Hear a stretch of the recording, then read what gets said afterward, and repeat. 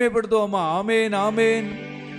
ஆண்டவர் படைத்த வெற்றி நாளிதே, இங்கு அகமகிழ்வோ அக்களிப்போ அல்லேலூயா பாடுவோ. இன்று அகமகிழ்வோ அக்களிப்போ அல்லேலூயா பாடுவோ.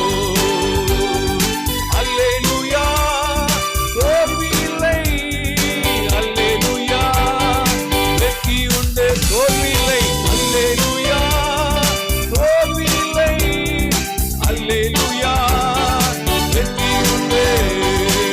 ஆண்டவர் படைத்த வெற்றி நாளிதே, இங்கு அகமகிழ்வோ அக்களிப்போ அல்லேலூயா பாடுவோ. இங்கு அகமகிழ்வோ அக்களிப்போ அல்லேலூயா பாடுவோ. அல்லேலூயா. சுவாசத்தோட தேவன் நம்ம கொடுத்த எல்லா பொறுப்புகளையும் இந்த வாக்குத்தத்த வசனத்தை வச்சு நம்ம பிடிச்சி ஜெபம் பண்ணியிருக்கோம். கர்த்தர் நமக்கு சொன்னபடியே என்ன செய்வார்னா சீக்கிரமாய் துரத்துவார். துரத்தின ஆண்டவர் அதை எல்லாத்தையும் அழித்து நமக்கு ஒரு நல்ல ஒரு அதிசயமான ஒரு பாதையை கர்த்தர் விளங்க பண்ணுவார். அல்லேலூயா. வாக்குத்தத்த வசனம் எச்சரிப்பு வசனத்தை நம்ம எடுக்க வந்திருக்கிறோம். அதற்கு ஆதாரமாக ஒரு வசனத்தை நம்ம வாசிப்போம். அப்போஸ்தலர் நடபடிகள் 27வது அதிகாரம் 10வது வசனம். அப்போஸ்தலர் 27:10.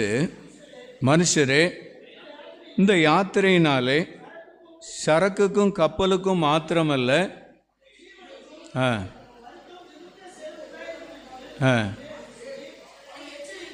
அல்லேலூயா, எச்சரிப்பு ரொம்ப அவசியம். நம்ம போகிற பிரயாணத்தில், வாழ்க்கைங்கிற பிரயாணத்தில் எச்சரிப்பின் சத்தம் ரொம்ப கட்டாயம் நமக்கு அவசியம். இங்கே ஒரு கப்பல் பிரயாணம் போகுது. கிட்டத்தட்ட ஒரு 276 பேர் இருக்கிறாங்க. அதில் மாலுமியும் இருக்கிறாரு, எஜமான எனிசிரா இருக்கிறாரு, பவுலும் இருக்கிறார். அல்லேலூயா. பவுல் நல்ல ஒரு ஆவிக்குரிய ஊழியக்காரர்.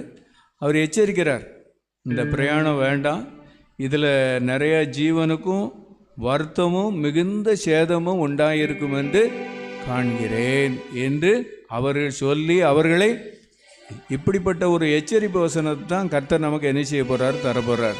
அல்லேலூயா.